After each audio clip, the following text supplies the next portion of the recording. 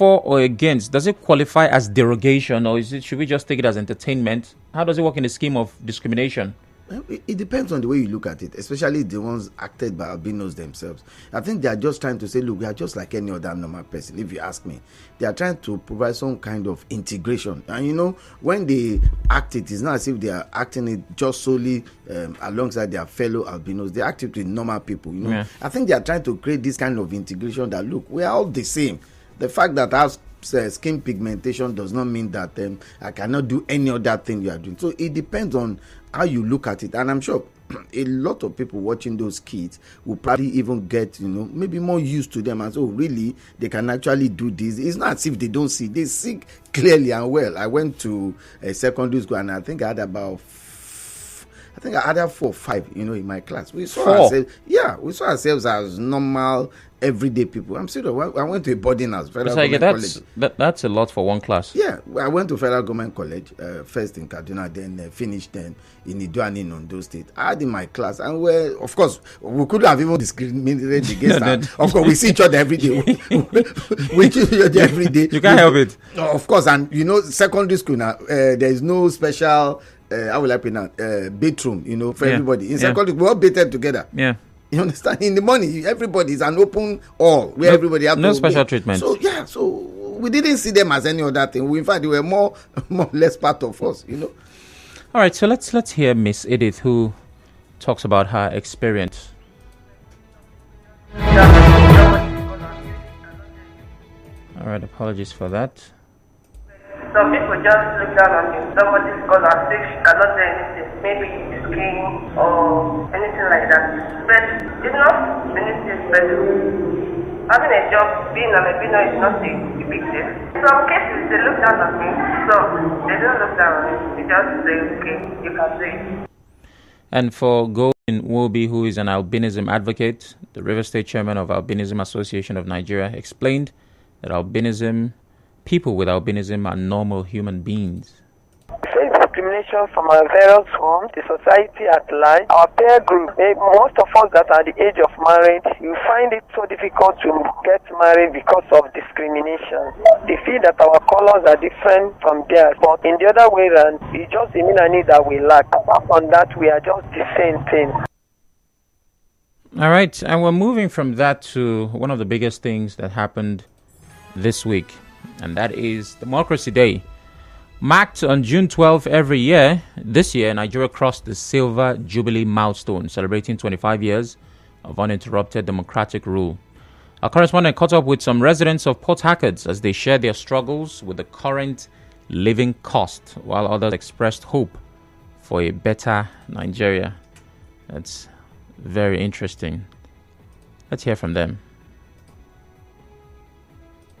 People don't have a say in the policies, the activities of the government, and when they react, the government sees them as anti-democratic. And over time, we've seen successive government run policies, actions that are anti-people. We are still struggling to implement minimum wage for the benefit of people who run the economy, who see the survivability of Nigeria as an entity. With the current state of things, when you protest, you're being locked up or harassed by any armed force. The way the government is going, I don't think there are any hopes. They say it is renewed hope, but I'm seeing renewed hopelessness. It may not be sweet, but I believe that in no distant time, Nigeria will be great again. The crisis amidst cost of living, among others, insecurity, agitation. See today, our resources is only being held by few individuals. Well, before we got to this, I was going to ask with the last headline, and that's very quickly. Ms. Ege, does it help that we have an albino governor in Nigeria? Well, yes, it will help. Without any doubt, it will help in the sense that, look, it now means that people have sufficient belief in him, you know, to deliver in terms of administration and in terms of delivering a democratic dividends to people. It will surely help. Okay. The more we allow them to get into positions, the more we're able to appreciate that, look, they're just normal and can aspire to whatever position they want in life. All right, and if you're curious, we're talking about the governor of Akwa Ibom State, Umo Eno. There are lots of headlines claiming that he's the first albino governor in any part of Africa. So that should count for something. And back to the headline for now. Nigeria marking silver jubilee of democratic rule. We played the reactions of some people. And in his Democracy Day address, President Bola Tinubu charged Nigerians to defend this democracy and nurture it while applauding the country's heroes who helped to birth the democracy Nigeria now enjoys. No matter how complicated democracy may be, it is the best form of governance in the long run. We must also be aware that there are those among us who will try to exploit current challenges to undermine, if not destroy, this democracy for which so much has already been given. This is the great battle of our day and the major reason we specially celebrate this day. The president also stressed that the reforms his administration has initiated are intended to create a stronger, better foundation for future growth. We have negotiated in good faith and with open arms with organized labor on the new national minimum wage. We shall soon send an executive bill to the National Assembly to enshrine what has been agreed upon as part of our law for the next 5 years or less. All right, reactions definitely trailed the president's Democracy Day speech. We'll be going into that shortly. But Mr. Ige, should Nigerians assess their democracy based on the realities of the current administration or the milestones achieved through time? Because if we're talking about 25 years of democracy, I would expect that there is more to discuss than President Tinubu's administration as president. Chinedu, I don't know what to say. I don't know what Why to don't you know what to say? I don't know, truly. You see, democracy means nothing to Nigerians if they can't afford food. So what's the essence of democracy? If food is becoming more and more expensive every day, everything Tinubu said amounts to nothing to the vast majority of Nigerians. To the vast majority of Nigerians, he said nothing. The greatest democratic benefit or dividend you can get is to have food security. The greatest security any nation on earth can have is food security. Because if you have food security, it means that crime will go down. Sure. If you have food security, it means that people can feed easily. I'm sure you know that the number one need of human existence after the air we breathe in is food. So what democracy are we talking about if Nigerians are struggling? Yesterday, I felt like eating yam and egg sauce. Chinedu, I can tell you how much I spent just to eat yam and egg sauce. Bought yam 300,000. I wanted to buy sardine. Sardine was 1,200. That's for two. Sorry, did you say 300,000? Yam, just one tuber of yam, 3,000. 3,000. Yes. Okay. One tuber of yam, 3,000 naira. I wanted sardine. I bought sardine for 1,200. I wanted tomatoes. Just 4 pieces was 1,000 naira. That's how much? That's 4,000. No, that's 5,200. Yeah. Then I bought pepper. And for the first time, I discovered that egg was 200 naira yesterday.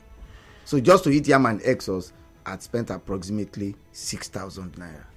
So why do you think Nigerians will celebrate democracy? Yes, I agree. It's the longest stretch we've had for civil rule, especially after our democratic adventure upon independence, which lasted for just 6 years until we had the first military coup. This is the first time we are having a quarter of a century uninterrupted in Nigeria's history. I agree. Maybe something worth saying, at least we have accepted that civil rule is the best way for the Nigeria. But as the civil rule made life better for Nigerians, the civil rule had only made life better for just a small fraction. We say we're over 200 million people. I doubt whether up to 10 million people can actually say, look, democracy has been the best for them. Not, in fact, never in Nigeria's history have we had the number of people that are leaving Nigerians on daily basis, relocating out of this country. It means democracy is not delivering what Nigerians expect it to deliver. Maybe it's just benefiting only very few people. Go out there and see how families are struggling. It's tough. At no time in Nigeria's history have we had a tough country as the way we have it as of today. All right. Well, we have a break coming up. After that, we'll speak some more about our democracy. I'll get to take your thoughts and reactions and more questions for Mr. Ige. Please stay with us.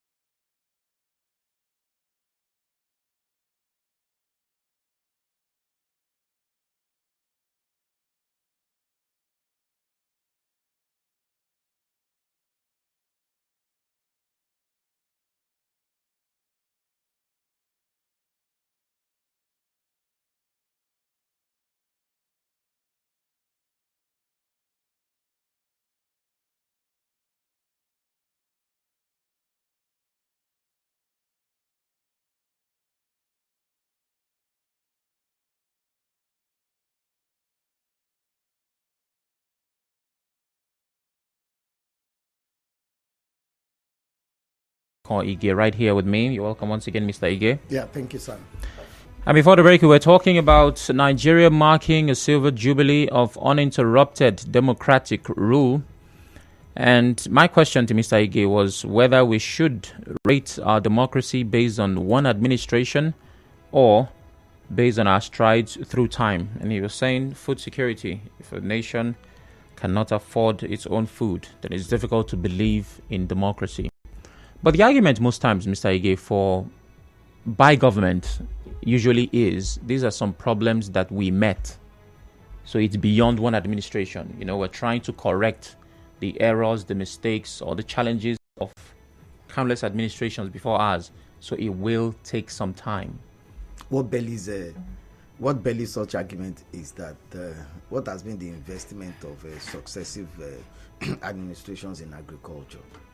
You understand? When last did you hear of the federal, state, and local government talk about mechanized farming? When last did you hear of any major investment into agriculture? We had the Anchor Borers program. I was going to say that, yeah. Under the immediate past administration. Yes, Anchor Borers program targeted, I think, majorly at the rice production. I think the number one staple food across the length and breadth of Nigeria must be rice. Yeah. I think after that will be derivatives from flour. And I think after that will probably be derivatives from cassava. So you look at the top three things that are consumed the most in Nigeria. Mm-hmm. Rice, derivatives from flour, and of course derivatives from cassava. How many of these can we boast of, single-handedly and say, look, we have been able to achieve it in the last 25 years? None. Absolutely none. And you can see this is why a lot of Nigerians are angry. And they say a hungry man. Of course, he's an angry man. Anybody that is hungry will be angry. You understand? And is it surprising too that we've had increase in crime, across every geopolitical zone in Nigeria? Because if people can't eat, it means that some will be desperate to resort to crime, to find a way to generate money and be able to eat. You understand? So no matter what we want to say about how long we have been able to maintain a democratic change of governance, since 1999, major thing can Nigerians really say, look, we've benefited from it? I'm sure if you ask government now, they will talk about a lot of infrastructure they've developed. I agree, absolutely. Key to Nigeria's GDP, key to logistics and all of that. But if you keep achieving all these things and the citizens who are the major beneficiary of these things don't get better, how then do we now say democracy has delivered the best for us in other decent countries where democracy is practiced? I'm sure they are not complaining, as much as we complain. And what makes Nigeria's case worse is that we not only have the human resource. I doubt whether there's any country on earth that is as blessed as Nigeria is. We have 2 seasons. In fact, in many parts of Nigeria, we can even do rice planting during wet season and during dry season. We can use irrigation. Nigeria is blessed with enormous, water body. So what are we really doing? And if we get it right in food, then it means that we'll begin to get it right in probably every, other sector. Are we going to be talking about healthcare? Have we delivered on healthcare? So let's look at key sustainable projects, under the Sustainable Development Plan. How many can we say we have handled, and we can boast our chest and say, look, we can be compared to anywhere in the world? What of education? What of education? What of health? What of there food? Is a lot of work. So which one can we, in 25 years, which one can we really say, look, we've held on to? Even in terms of infrastructural development, how many can we say we have really held on to and say we can boast and say this is fixed? Probably few. Tinubu himself was talking about minimum wage. You understand? It tells you why there's tremendous agitation for minimum wage, because we had minimum wage of 33,000 before. What's the value of 33,000? 33,000 to buy what? If you have a family, the husband and wife work in the ministry and the minimum wage is 33,000, even if we put the combined salaries of both of them together and it's 200,000 every month, how will they survive on 200,000 if they have just 2 children? So you know how much it costs now for 4 people to feed in a day. Even if you want to be so economical and all of that, I doubt whether a family of 4 can spend less than 5,000 to feed a day. If you spend 5,000 to feed a day and you have 30 days in a month, 150,000 is gone already. If their total income is 200,000. You have not talked about transportation. You spend over close to 6,000 for yam and egg sauce. Exactly. So and just one person. You can imagine an entire family. All right, we'd like to get your thoughts. We've talked about World Albinism Day, and now we're talking about Democracy Day, which both happened this week. 0817-923-0002, 0817-923-0003. WhatsApp is 080-903-06-416. We're live on Facebook and Twitter at Nigeria InfoPH. You can watch as you listen and leave your comments on those platforms. Hello, good morning. Good morning to you, the Oracle. Good morning. Good morning to Lekon. Yeah, good morning. Yes. Okwando Obinna is my name. Go ahead. You see, there is no need for us to keep on pretending while the coast is very rough and very deadly. I am talking with respect to the democracy of 25 years here in Nigeria. There is nothing to celebrate. Those who originated the democracy, what was in their mind? Transparency and accountability. And for the benefit of the people. Today in our government, both from local government, state and federal government, who is accountable to the people? Have we been able to hold our leaders accountable? Majority of them don't have a viable business.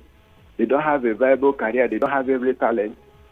But they are billionaires and trillionaires. Most of them have not done business before. But they are living an essential life. So why should we continue to pretend? Look at the citizens are suffering. No infrastructure, no education, no nothing. My brother, I am telling you that this democracy that we have here in Nigeria, there is nothing to celebrate about it. All right. It is not even qualified to be democracy. We are just in a civilian rule, but it is not democracy. Thank you very much, Okwando Obinna. Hello, good morning. Hello. Can you please turn off your radio? How are you this morning? I'm well. Please turn off your radio. Oh, sorry.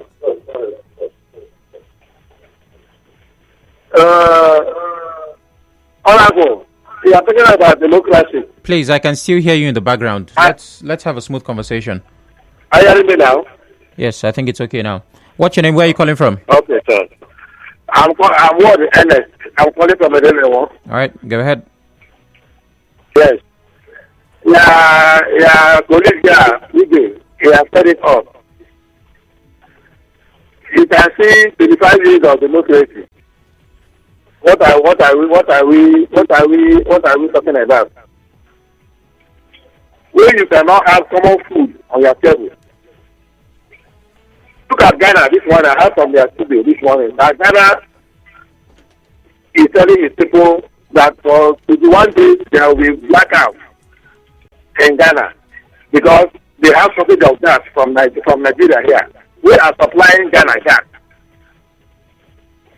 So you that are giving other countries, but in your own country that is blessed with all human resources, you have nothing to let them about.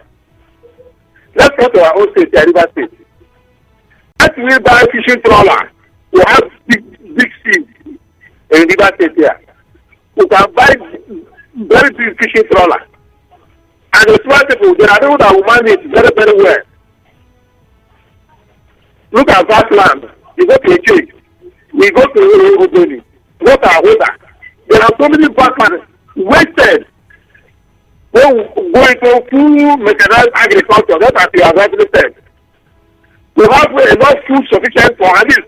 Let us go at the River State here before we talk about exporting or bringing it to other states. All right. Thank you very much. I have more comments to take on WhatsApp. The path to democratic growth, development and dividend has never been a smooth one. The current socio-economic difficulty being experienced is not the doing of President Bola Tinubu's led government, but that of previous successful governments who failed to take bold steps and needed decisions. God bless the President. Tony Anthony Odim from Orobum. All right, Tony Anthony, thank you very much. And naturally, I can see that your profile picture is that of the president. So you're a supporter. Good morning, Mr. Sam and Mr. Ige. The president's democracy speech was a watery one. Any democracy devoid of rule of law, interrupted and characterized by extreme hunger and abject poverty is not worth celebrating. It is now evident why Buhari said Nigerians will miss him. Just like one of the respondents said, this is renewed hopelessness. Simply goodness from Malaka here living in Nigeria. Okay, that's interesting. The next comment reads, democracy is a total failure in this country. Only politicians can celebrate Democracy Day in this country. A democracy of hunger, dilapidated schools, bad roads, insecurity, everywhere. No functional refinery. It's a shame. Comrade Oyibo, prosper. Well, we are hopeful about the refinery of our illustrious son, Dangote, our man, who is from, at this point, every part of the country. Dangote is from Rivers, he's from Abia, he's from Sokoto, he's from Gombe. He's our guy. When you look at all of these things, it makes you feel sad. You understand? That's why I asked earlier, in what specific area can we look? We can score the government 90%. Absolutely no area that you can score the government 90%. What of power generation? We have everything for us. Do you know we can generate thermal power? That is from the hydro. In fact, we have more gas than crude oil. It is proven that we have more gas than crude oil, in Nigeria. We can even generate power from windmill. Wind, yeah. If you go to Mambila Plateau, especially Gembu in Taraba, they are just high with the high altitude. Why haven't we explored that? Yeah, it's we can generate power from windmill. Yeah, wind. You understand? So how much of thinking, how much of investments have we taken, into this direction? And you understand why a lot of Nigerians are leaving this country on daily basis. Some of our best brains are being exported. We are not even talking about the brain drain in the health sector. You already know that already.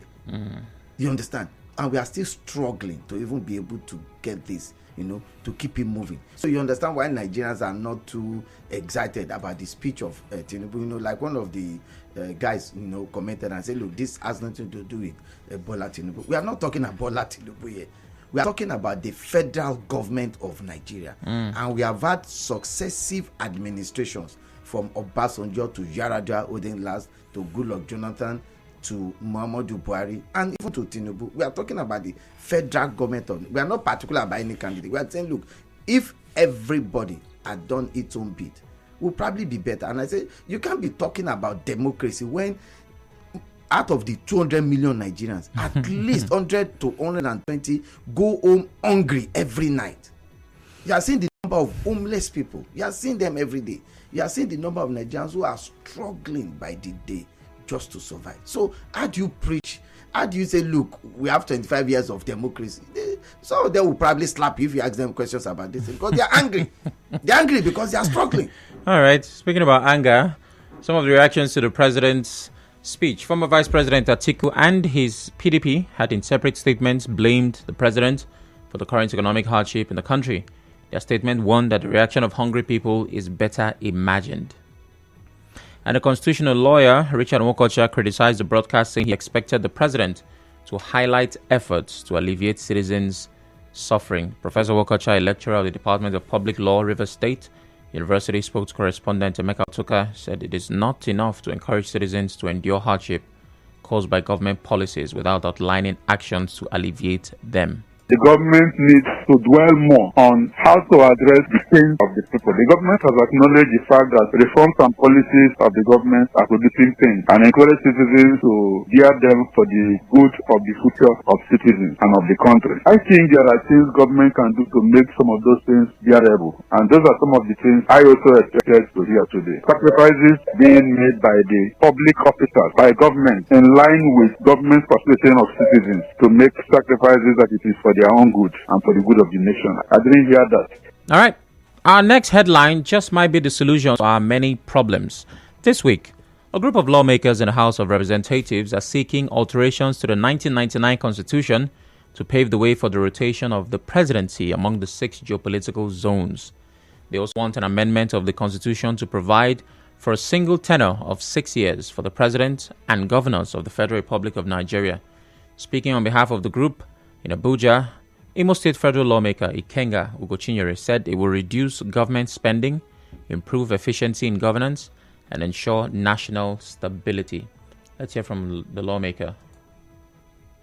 The following foundation: a single tenure of 6 years, rotation of power between North and South and among the geopolitical zones and the senatorial zones for the governorship, and also single tenure for the presidency and single tenure for the governorship 6 years, removing the billions we spend in re-election and the uncertainty it brings to our electoral process, plus the corruption it also brings. And also, we are seeking for all elections to be conducted in one day, reducing the cost of conducting election, getting more citizens involved on election day, and reducing to the barest minimum the possibility of rigging, because you will have those interested in the presidency, in the governorship, in the state assembly, in the national assembly, in the local government, all turning up to vote for their different candidates. Each of the polling units will be populated, and that can help to provide a lot of defense. And we're also pushing for all pre-election matters to be settled 30 days before election to avoid the situation that people are sworn in and we are still in court on who is the candidate of that political party. Mr. Ige, this is not the first time we've heard of such a proposal.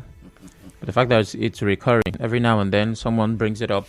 Do you think this might be the solution to our many problems? Never. Never?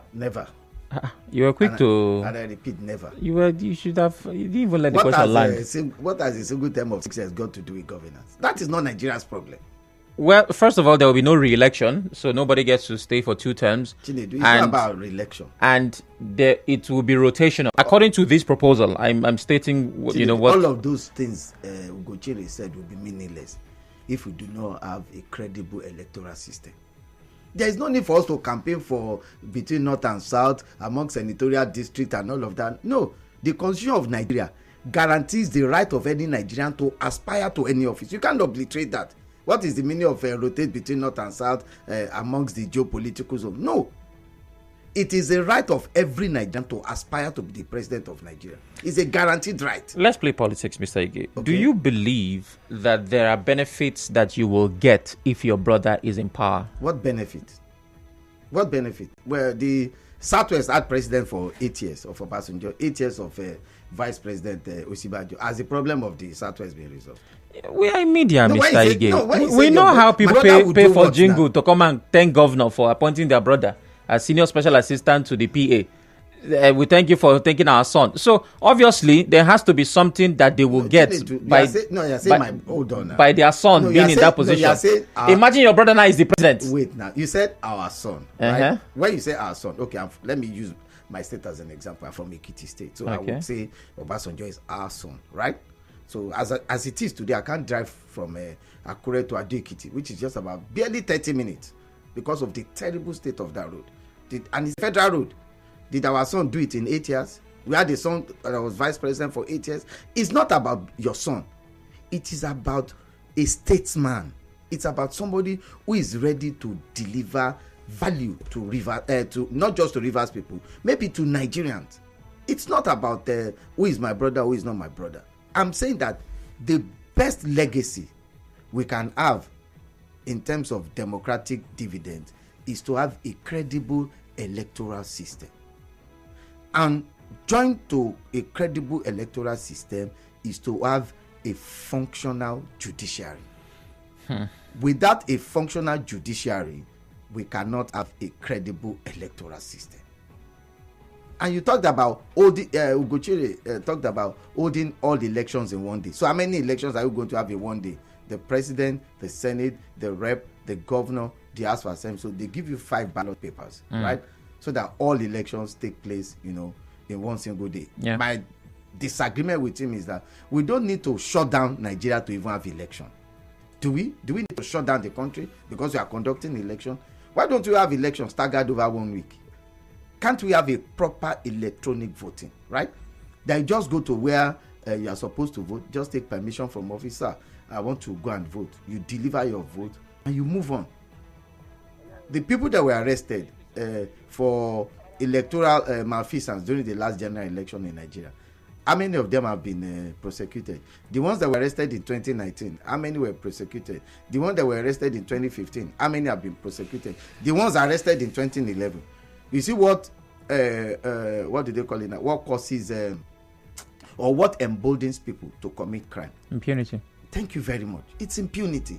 If people don't get punished for the crime they commit, then it means that we'll continue to have it. If we have a credible electoral system, you may be shocked, Sam, that Nigerians may not even bother where you come from. For as long as you deliver value, Nigerians may not even bother. That's true. You know, we talked about Democracy Day, and we say, why is June 12th so recognized? June 12th was the first time in Nigeria's political history that all Nigerians didn't bother who was the presumed winner. Nobody bothered about his background. They didn't even care about the Muslim ticket. Nobody even discussed it. They didn't care. They didn't care. That's why we are talking about June 12th as a Democracy Day. It was the day a northerner lost his state to a southerner, and there was no crisis in the entire Kano where Tofa came from. There was no crisis. Everybody voted and went home happy. Yeah. We could have in Nigeria like that, where we don't need to bother where you're from.